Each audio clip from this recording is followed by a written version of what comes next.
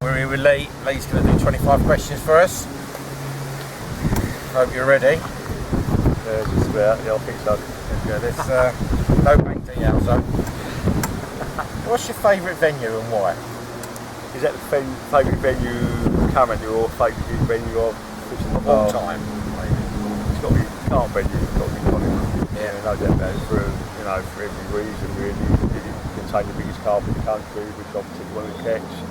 The camaraderie on the bank and the place itself, it's just such a, when I wrote about it, when I wrote the book, just for the record, I actually called it Hallowed Ground, and it's hallowed with an H, by the way, because I can't pronounce the H's. And yeah, it's just a special place and special people who fished it, and the memories I've got for that will live forever, so that's got to be my favourite thing. Nice. Obviously you've had a few. What's your favourite capture and why? Oh, blimey. It's a difficult one really. I think the obvious answer would be for me to say two, was the British record, but I've had a lot of favourite captures over the years. I think one that made a real big impact was in 1983 when I caught a 40 pounder out of Colne Valley water. Back in 1983, myself and some mates joined this lake, not knowing what it contained, and the first time we used it, I got a carp probably down 4 ounces. So that was pretty special at the time, and I remember it weren't only special for me, it was special for me and my mates as well, because we sat there. I can remember after I put it back in the water, we'd done the photographs in it, and my mate Jimmy Byrne, he was gesturing with his arm, he was always got the arm. There could be pounders out there, and that was exciting because you didn't know what you was going to catch, and you never dream you're going to catch the biggest one in the lake first time. No, I did, but I didn't know at the time, and that's probably my favourite. And in 1983, a 40 pound carp was big, so. They make it all special in some ways, haven't they? Yeah, that's right. But I'll have to say the next carp I've catch. But there's lots of carp that I've caught over the years that stick in my memory for one reason or another. I'd say that was the overall, most memorable one probably. Yeah. Oh, brilliant! Right, have you got any targets and new waters coming up? I suppose the target really is to. My target is always enjoy my fishing. Always enjoy the environment and everything. That's my main target. Enjoy myself, But as far as fish are concerned, I was hoping. I've never caught a 40 pound plus UK common. I've got them abroad, but never in the UK. So I tend to fish waters now that contain, from the serious fishing, like a fish, a common of over 40 pounds. They're fairly rare around animals still. Yeah, they are. In the UK. But there's no waters in particular. I don't like travelling so much when we're fishing now. As I got older, unless I want to, drive. I only do short sessions as well. So, most of my fishing is done within, 20 minutes from work, 20 minutes from home. And there's a number of waters in that area that have got commons in excess of 40 pounds. So that's handy then. In the foreseeable future, one water that's got probably an uncaught carp that might be a little bit bigger than 40 pounds as well. So that's always in the back of my mind, and I've looked at the water quite a lot. I haven't seen that fish, but I think if I did, that might be it. That might be me. The obsession might come back. In the fire, be back learn. Yeah, that's right. But my main target is go fishing. I'm a little bit more chilled about fishing nowadays. I've got older, and my fishing is a little bit escaped from reality, modern day living and all that, Yeah, I know what you're saying there. Have you got a favourite rig, or do you change your rig depending where you are? Yeah, I do. I do change the rigs quite a lot, really. I tend to try and be a little bit different than what the majority of people are doing. If you walk around this lake now, probably just to measure everyone's up, it's probably about 8 to 12 inches long or something like that. So I tend to use something a lot shorter than that or a lot longer than that. Just so it's a little bit different, because fish learn by, we teach them art basically. Yeah. We teach them, and So by them being a little bit different, if given the situation they ain't quite sort of used to, you've got more time to chance of tripping them up now and again. Like, you know? And but I don't go. I fiddle about, and I mean I've got favourite rigs I use predominantly a lot of times, but that's not to say that's you know, I use loads of different. I mean basically most of the rigs I use are some form of air rig, you know.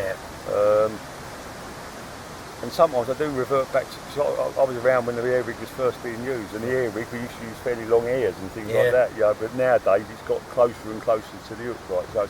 So to me, it's gone away from the air rig aspect, you know, so sometimes I use fairly long airs and things like that, just to be a little bit different again, you know. Sometimes it helps, doesn't it? Works. Yeah. Right, so if you could have your own venue, what type of venue would it be, and what would the stock be, etc.?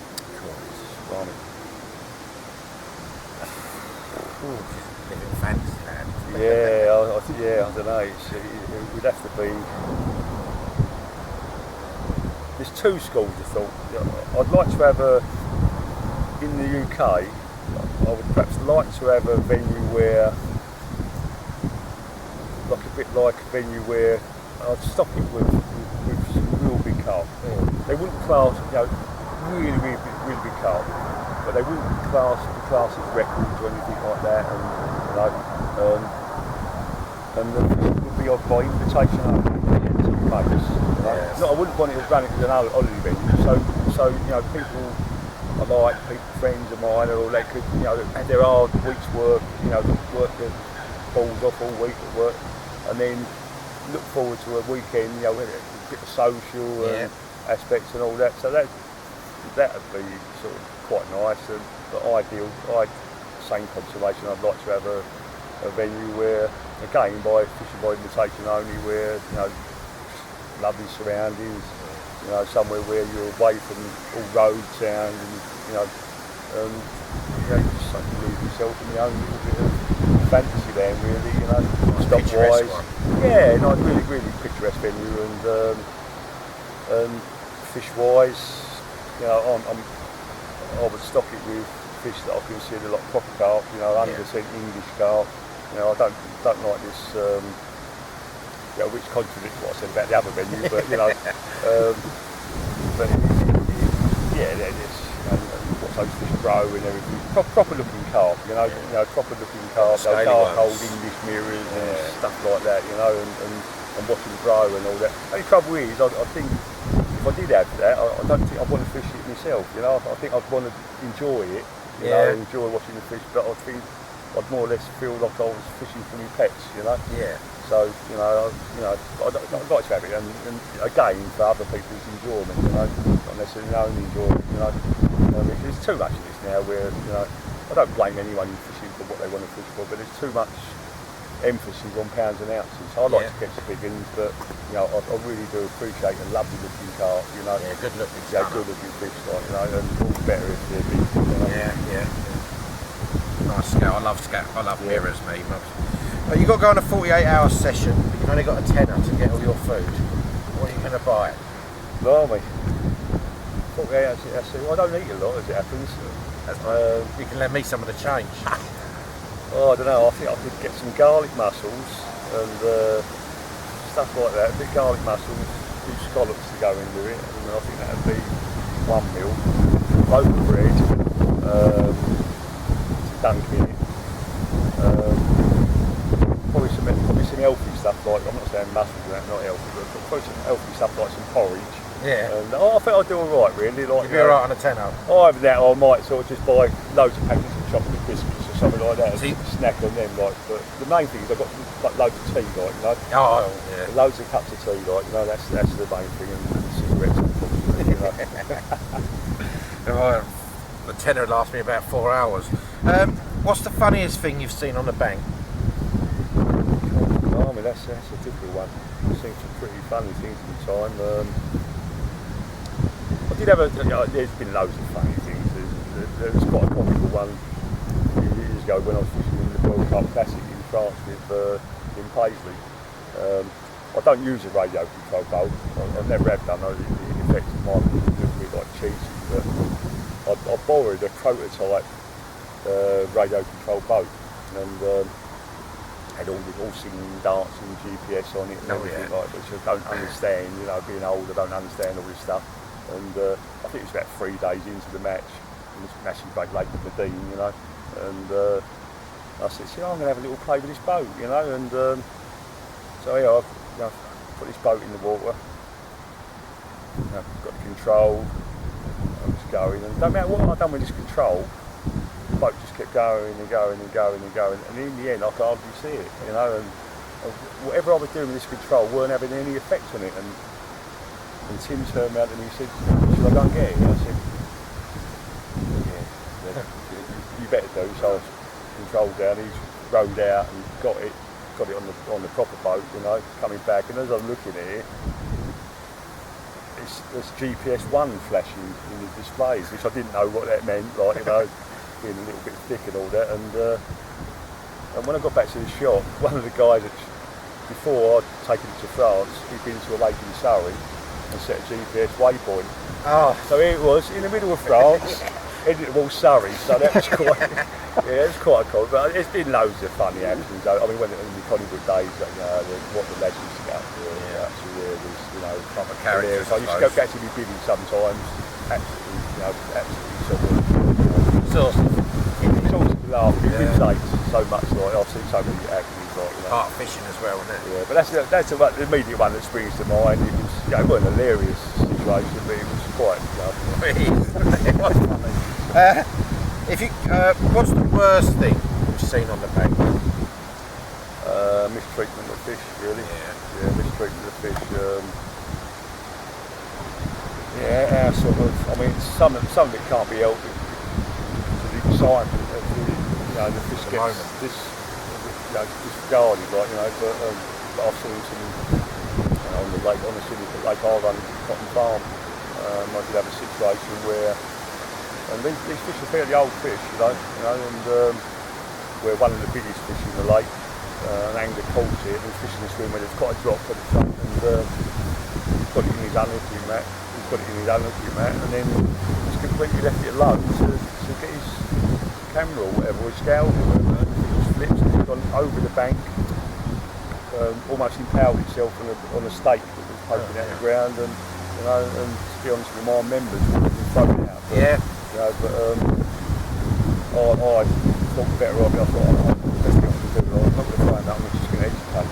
But, you know, so it's fish sort of, you know, fish mistreatment. You know, at the end of the day, I want to see a carp go back in the water so someone else can get the enjoyment of catching it, looking pristine and all that, you know. Equally, I mean, some of the, I've seen like fish cubes that have really sort of, you know, when I've seen fish turn up dead and all that, that's really sad, you know. Body fish can't be replaced with dying nowadays, you know. And when I heard about the coal mirror thing, black mirror and all that was, I mean, I've never fished coal mirror, but that was, to me, that was, you know, heartbreaking. Yeah. You know. If you could change anything, probably won't want to, but if you could change anything in your fishing past, would you? Why would you do that? I don't think I would. No? I don't think I would. No, I can't think of anything. I might change my underpants more often on these longer sessions. I really can't think of anything. No, I can't think of anything I'll change about it, really. I like that. I'd like to be able to say, no. Have you got any, kind of weird asking you, but have you got any fishing heroes, so to speak? Oh yeah, definitely, yeah. I mean, my ultimate fishing hero is Rod Hutchinson. Yeah. To me, he's the god of carp fishing. You know, he's, I mean, I've known Rod many years, fishing with him a few times, and to me, and he's got an understanding of carp fishing. You know, and has done for years. He's quite an old man now, you know, but he's just got an incredible knowledge, you know, and incredible capabilities of catching carp as well in his time, you know. Yeah. And so I would say Rod the God. Rod the God. That's a great one. Obviously, you would have seen this, but carp fishing's changed so much over, like, especially recent years. Do you think the change is for the better or for worse? Another carp just jumped out there, look, you know. Speaking. You're on them, you're on them. Yeah, I'm on them. I'll get cast out in a minute. Yeah, which rods? it's changed for the worst, in my opinion. Yeah. You know, yeah, it's there's too many people. Changed for the worst in the respect. It's very difficult to get a bit of peace and quiet now. You know, people pestering you with video cameras. No, I don't mind that so much. You know, as long as they're not sort of got it in your face all the time, like, you know. But it's yeah, you get to a lake and you can't get a swim sometimes. Oh, and, yeah. You know, and it's more and more difficult. I mean, it's good for my what trade I work in. Yeah. The tackle shop. You know, we're selling loads of fishing tackle, and but it's made it really difficult to get a bit of sort of peaceful fishing, and that's why the only reason I don't like it. You know, other than the fact that sometimes people get their handed on to them on the plate, right? You know, and the size aspect is sort of means more. Anyway, you know, if I catch a carp, I catch a carp. You know, but you know, some people size is everything, and they don't enjoy it, and they haven't had the apprenticeship of the roach fishing, and the river fishing and things like that. You know, but that's their loss. They've missed out, really. Yeah. You know? So that's really the only aspect that I hope to God they all enjoy it. You know, but unfortunately, there's a lot of modern day carp anglers. They will burn themselves out because you know it will become boring to them. It's like you know, and like the aspects of fish sizes. You know, to me, fishing's about. You know, if they were to import a record carp into this country, fishing for that record carp, in my opinion, would be like poking 3 darts, poking by hand. Like, that's how much credibility you would have. Having said that, I don't blame someone if they're fishing for it, but you know, it's I don't know. Yeah, I don't like it as much. It's not really exciting, you know, put it like that. But, you know, but fair play, the lads who do it, you know. I don't particularly like long-stay anglers who sort of, you know, who they're taking up and you get working, like works all week, and he turns up to do a bit of fishing and he can't get in the swim, a good swim, because there's someone been there all week or something, but he doesn't go working or anything, you know. Seen that a few times already. Yeah. That could be one of the next questions. What annoys you the most when you're on the bank?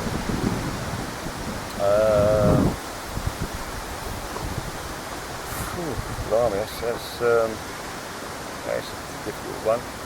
I do sometimes get annoyed when I go fishing. I go fishing for a little bit of peace and all that, and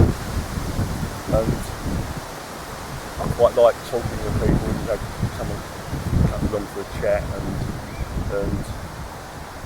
you have a chat about life and things other than fishing and all things like.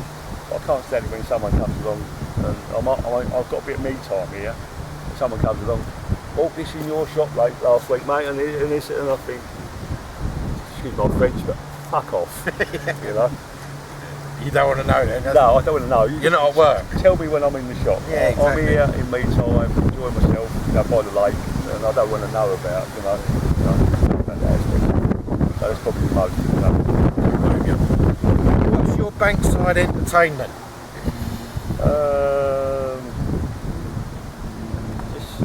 I like the tranquility. I'm not one of these. Yeah, I just like the environment. Yeah. I'm not one of these for having Xboxes or DVDs. And having said that, a couple of times when it gets dark at 4:30, and I'll get a couple of times if someone in maybe sit down and watch the film or something, or if it's football, like a big football, World Cup or something like that. Yeah. But I generally like it. I mean, I suppose more than anything, it's reading. Reading. If I'm not sitting there just reading books or something like that, but I very rarely have the radio on. So I'll say reading and just enjoying being out in the wild. Being out, enjoying all the sounds of the wildlife around me and all that. I mean, I love it when it gets dark. When I was a youngster, I used to shit myself, I used to keep myself in that sleeping bag and not get out, until it got light, But as I grew older, I'm intrigued by it when it gets dark, All this suddenly a different set of life comes alive, I love that, It's nice. Last night was great big full moon, and I'm sitting there like looking at the moon, and yeah, just enjoying the environment. And if you look enough, you notice things, don't you? Oh, yeah, that's right. Yeah, Exactly. Yeah, that's right. Some quick fire ones, Nelly. Right. Best film. Rocky 4. Rocky 4. Yeah. Best book. That's a difficult one. A book called Language of the Art. Okay. Yeah. Best radio station. Well, the only radio show I listen to, I suppose, Magic. Magic. I like a lot of the old stuff. Yeah. Football or rugby? Football. Obviously, what music you into? Loads of music. I would say, if I had to say my favourite music, I would say blues. Bivvy or a brolly? Both. Yeah. Different situations. Different situations, yeah. Bacon or sausage? Bacon. Sweet corn or maggot? Maggot. Bream or catfish? Catfish. Yeah. Biscuits or crisps? Biscuits. And last one. What's the best piece of fishing advice you could give?